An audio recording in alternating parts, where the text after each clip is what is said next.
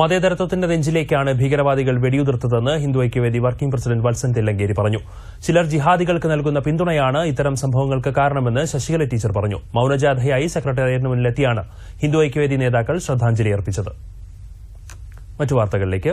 തിരുവനന്തപുരത്ത് നടക്കുന്ന സഹകരണ എക്സ്പോയോടനുബന്ധിച്ച് മിൽമയുടെ പുതിയ ഉൽപ്പന്നങ്ങൾ പുറത്തിറക്കി. മന്ത്രിമാരായ ജെ ചിഞ്ചുറാണിയും വി എൻ വാസവനും ചേർന്നാണ് ഉൽപ്പന്നങ്ങൾ പുറത്തിറക്കിയത്. നൂതന സാങ്കേതിക വിദ്യയിലൂടെയാണ് മിൽമ പുതിയ ഉൽപ്പന്നങ്ങൾ പുറത്തിറക്കിയിരിക്കുന്നത്. Milma chairman K S Mani, Milma managing director Asif K Yusuf തുടങ്ങിയവർ ചടങ്ങിൽ സംബന്ധിച്ചു.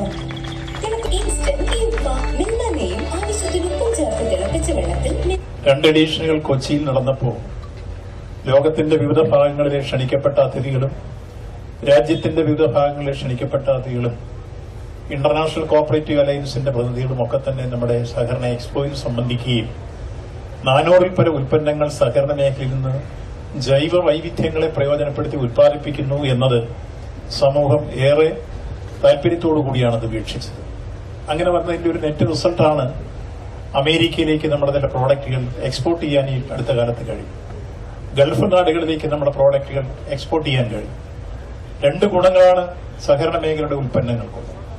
ഒന്ന്, ക്വാളിറ്റി കെയർ മെയിൻറ്റെയിൻ ചെയ്തുകൊണ്ടാണ് അതിന്റെ ഉൽപ്പന്നങ്ങളെല്ലാം മുന്നോട്ട് പോകുന്നത്.